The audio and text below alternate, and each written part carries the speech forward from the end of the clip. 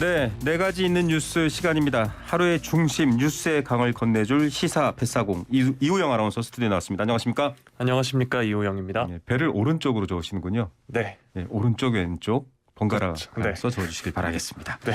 자, 첫 번째 소식부터 살펴보겠습니다. 앞선 시간에 와이튼 라디오 뉴스 클로징에서 정리 멘트를 참 뭐랄까요, 잘 비유하셨어요. 네. 밖으로 향하던 화살이 선거 직후에는 각 당의 내부로 향하고 있다, 이런 표현해 주셨는데, 국민의힘 내부 갈등이 여당인데도 지금 계속되고 있어요. 이준석 대표, 정진석 의원, 국회 부의장 간의 설전이죠.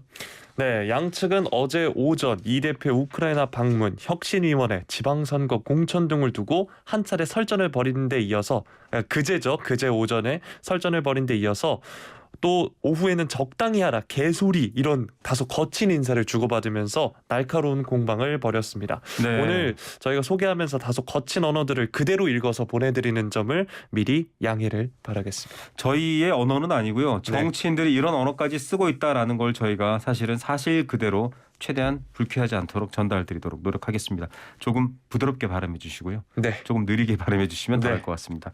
자, 이 대표가 특히 자신의 공천 개혁을 위해 발족한 당 혁신위원회에 대해서 정진석 의원이 이렇게 비판했습니다. 이준석 혁신위원회로 시작하는 것 같아. 그게 아마 이제 최재형, 천하람 이 두 분의 배치 때문에 그런 것 같은데, 불쾌감을 드러내면서 적당히 하라, 이런 표현을 썼어요. 좀 세네요. 네, 맞습니다. 이준석 대표는 어제 오후 자신의 SNS에 저는 혁신위원장으로 임명된 최재형 의원과 따로 식사 한번 한 적이 없다. 혁신이 흠집내자고 사람을 흠집내서야 되겠나, 이렇게 적었는데요. 네.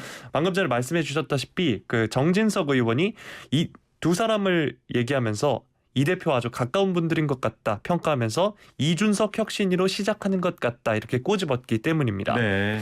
이 대표는 이어서 누구를 추천하고 선임해도 혁신위를 흔들 것 같아서 애초에 제가 제안할 때 최고위원들이 한 명씩 추천하자고 한 것이다, 이렇게 얘기를 했는데요. 네. 이 정도로 해도 태클을 걸 거면 도대체 뭘 어떻게 선임해야 하나, 모든 인선을 정 의원께 맡겨야 하나, 이렇게 반문했습니다.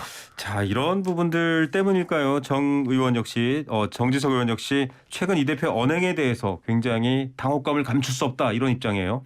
네, 정 의원은 정치 선배 우려를 개소리로 치고 비판하려면 큰 용기가 필요할 텐데라고 이제 우크라이나에서 했던 발언을 두고 한 얘기인 것 같습니다. 다시 이 대표는 재반박을 했습니다. 참 이게 좀 세대 차이 같기도 해요. 적당히 이렇게 좀 분위기를 보면서 뭔가 자기한테 유리한 조건이나 환경이 있는가를 보는 스타일이 아니라 직설적으로 바로 답변이 나왔습니다.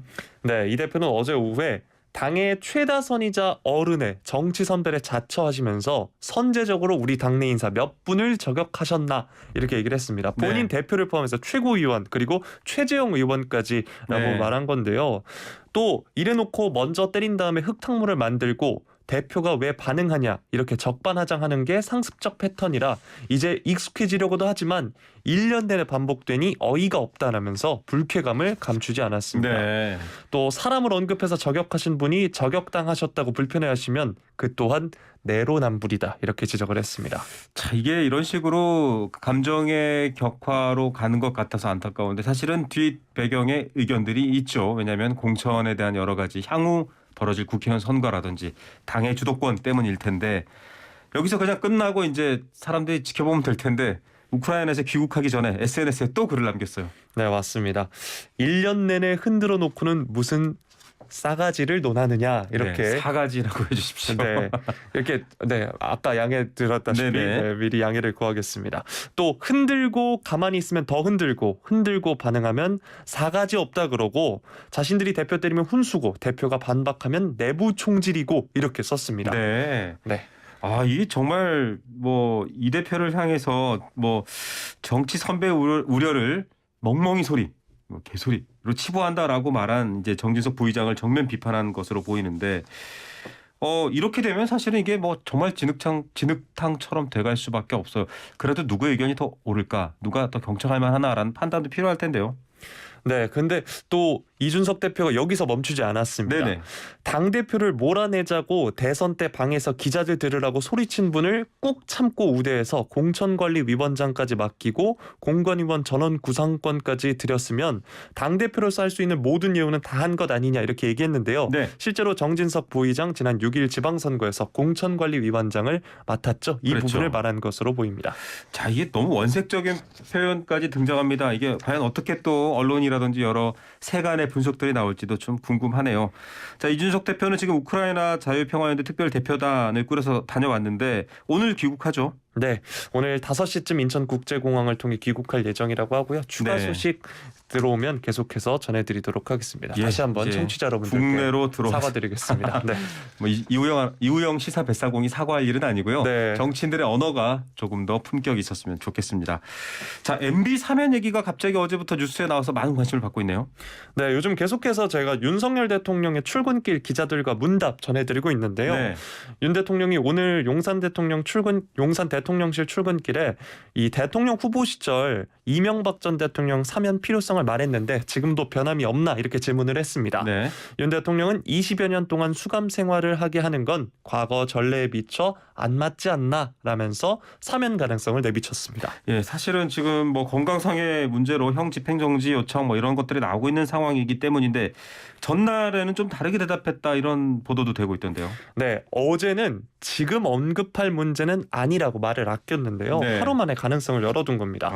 앞서 소개해 주셨다시피 이 전 대통령 지난 3일 건강상 이유로 검찰에 형 집행정지를 신청을 했죠. 네. 이로 인해서 윤 대통령이 이르면 오는 8월 광복절에 사면을 단행할 것이라는 관측도 나오고 있습니다. 앞서 윤 대통령은 대선 주자 시절이었던 지난해 11월 인터뷰에서 이명박 박근혜 전 대통령이 대개 돌아가실 때가 됐다. 국민 의견을 잘 듣고 설득해서 사면을 추진하겠다 밝힌 바 있었습니다. 네, 집으로 가야 될 때가 됐다라는 게 또 정치권의 판단 이전에 국민들의 판단도 있어야 된다라는 것 잘 생각하셨으면 좋겠고요. 국민의힘 여당 쪽에서도 사면론을 지금 띄우고 있어요. 네, 오늘 권성동 국민의힘 원내대표가 CBS 라디오에 출연했는데요. 전직 대통령 한 분이 계속 수감 생활을 한다는 것 자체가 매우 불행한 일이다. 관례에 비추면 8.15 사면이 가능하다. 충분히 검토해 볼 만하다. 이렇게 말했습니다. 네, 자 한편에 또 진중권 전 동양대 교수 이분 참 발언을 많이 하고 또 신기하게 많은 언론들이 받아서 보도를 합니다. 이 사면에 대해서도 한마디 했네요. 네, 어제 CBS 라디오 한판 승부에 출연해서 네. MB 측이 형 집행정지를 신청하고 여권에서 사면론을 꺼내고 있는 상황에 대해서 네. 이 전 대통령 충분한 처벌을 받아 사면할 때가 됐다 이렇게 말을 네. 했는데요. 그러면서 이런 말하면 욕을 먹을 수도 있지만 이러면서 전제를 했습니다. 네. 그래도 이분을 평가하는 부분은 팬덤이 없다는 것이다 이렇게 말을 했는데요. 네. 네, 이거 어떻게 해석해야 될까요? 팬덤 정치가 좀 독특한 모습이기도 하고 없던 지지자들의 모양새이긴 한데 팬이 없을 만큼 또 좀 인기가 많이 떨어지지 않았었나 이런 분석을 하시는 분들도 있을 것 같고요. 네. 그래서 그 팬덤에 의존하지 않는 유일한 정치인이다 보니 아무도 사면을 원하고 있지 않다라면서 사면 요구 시위가 없는 이유를 설명했습니다. 네, 그래서 사면해야 된다라는 또 논리로도 갈 수 있네요. 네. 어쨌든 뭐 전직 대통령들이 감옥에 있는 상황이라는 것 자체는 비극이지만 또 그분들의 과오라든지 같은 실수를 후임 대통령들이 하지 않도록 역사에 남기는 건 중요한 문제일 것 같습니다. 다음 소식으로 넘어가겠습니다. 자, 해외 입국자 격리 이제 없어졌죠. 네, 어제부터 코로나19 백신 접종 여부와 국적에 관계없이 모든 해외 입국자에 대한 격리 의무 사라졌는데요. 네. 중대부는 어제부터 모든 해외 입국자에 대한 격리 의무를 해제한다고 밝혔습니다. 이 격리 명제는 포스트 오미크론 입국 체계 개편의 마지막 단계라고 합니다. 네, 전날 그러니까 그제 7일까지는 접종 완료자만 격리 면제를 받았었는데 이제는 무조건 다 격리 면제인가요? 네, 그제까지는 이제 미접종자는 7일간 격리를 했어야 했고요. 네. 접종 완료자의 경우는 성인의 경우 3차 접종을 했거나 네. 2차 접종 후 14일이 경과하고 180일이 지나지 않은 사람이었습니다. 네. 그리고 이미 입국해서 격리 중인 분들도 계실 텐데요. 네. 그분들은 코로나19 음성이 확인되면 어제부터 격리가 풀리는 겁니다. 예, 자 뭐 코로나 이대로 좀 싹 가라앉았으면 좋겠다라고 생각이 듭니다. 해외 사례는 어떨까요? 독일, 영국, 덴마크 등도 격리 의무 면제 조치 시행하고 있다고요? 네, 맞습니다. 그런데 우리나라에서 해외 입국자에 대한 검사는 현행대로 입국 전후 2회를 유지한다고 합니다. 네. 변이 바이러스의 국내 유입이 지속해서 증가하고 있기 때문에 면밀한 감시가 필요하기 때문이라고 하는데요. 입국 전에는 PCR 검사나 전문가용 신속 항원 검사, 입국 후에는 3일 이내 PCR 검사를 받아야 합니다. 예. 자, 뭐 요즘은 또 지금 최근에 원숭이 두창 바이러스도 그렇고요. 해외에서 들어오는 감염, 방역에 대한 관심이 굉장히 높기 때문에 좀 불편함은 줄이면서도 뭔가 새로운 대비는 해야 될 것 같습니다. 자, 인천국제공항의 항공 편수, 비행 시간도 이제 많이 늘어날 것 같아요. 네, 격리 면제뿐만 아니라 이 편수나 비행 시간 제한했던 규제도 풀리는데요. 네. 항공 수요에 맞게 항공편이 늘어날 전망이라고 합니다. 이달 들어 주당 항공편이 732회로 지난달 532회에서 많이 증가한 건데요. 네. 이 코로나19 유행 초기인 2020년 4월에는 131회에 불과했습니다. 네. 자, 이렇게 좀 비행 편수도 늘리고 많은 분들한테 코로나 이후에 포스트 코로나가 좀 빨리 왔으면 좋겠다라는 생각이 듭니다. 자, 마지막 소식, 항상 좀 기분 좋거나 편안한 소식 혹은 재미있는 뉴스를 가져왔는데 오늘은 좀 가슴 아픈 뉴스입니다. 저는 이분이 숫자 100을 채우길 간절히 바랐었어요. 정말 세계사에 남을 일인데 숫자 100을 채우지 못했습니다. 바로 한국 방송 역사의 산증인이자 일요일의 남자 송혜 씨, 송혜 선생님 별세했죠. 네, 고 송혜 씨 1927년생이시고 황해도 재령군 출신으로 본명은 송복희입니다. 네. 경찰과 의료계 등에 따르면 송 씨 고인은 어제 자택에서 세상을 떠났는데요. 네. 오전 8시 19분쯤 유족의 신고를 받고 소방당국이 출동했는데 네. 이미 사망한 상태였다고 합니다. 예. 아니 사실은 90세가 넘어서까지도 이 전국 노래자랑 진행도 하시고 또 굉장히 정정하셨고 코로나19도 이겨냈어요. 심지어는 겨루셨는데 그래서 정말 100세 진행자가 나오는가 기대했는데 참 안타깝습니다. 최근에 건강상의 이유 때문에 사실 전국 노래자랑도 좀 바뀌기도 하고 하차 얘기도 나고 했죠. 네, 하차를 진지하게 고민하긴 했는데 제작진과 스튜디오 녹화로 방송에 계속 참여하는 방안 등을 논의하고 있었다고 하는데요. 네. 말씀해주신 전국 노래자랑 대표작입니다. 그렇죠. 1988년부터 MC를 맡아서 60세 때였대요 그때가. 네. 네. 기네스 세계 기록에 이제 최고령 TV 음악 경연 프로그램 진행자로 등재되기도 했습니다. 예. 자, 정치권에서도 국민 MC 송혜 선생의 별세에 애도를 표하고 있죠. 네, 먼저 여권의 탈북민 출신 태영호 의원이 평생 소원이던 고향 방문의 꿈을 이루지 못하고 세상을 떠나게 죄송하다 이렇게 얘기했고요.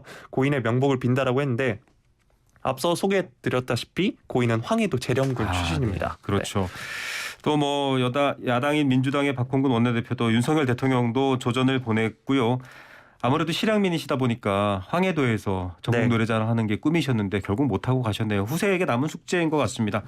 자, 오늘 소식은 여기까지 듣겠고요. 속보 하나 전해드리겠습니다. 저도 지금 방송 들어오기 전에 계속 보고 있는데요. 대구 수성구 범어동 대구지방법원 근처 변호사 사무실 빌딩에서 불이 났습니다. 2층에서 불이 시작됐다 지금 이렇게 알려지고 있고 폭발음도 들렸다고 하는데 안타깝게 지금 7분이 숨졌고 40여 명이 지금 다쳤다 이런 속보가 들어와 있습니다. 자세한 뉴스는요. YTN 라디오 듣고 계시면 계속 주요 뉴스에서 전달해 드리겠습니다. 자, 시사배사공 이유영 아나운서 오늘도 고생했습니다. 고맙습니다.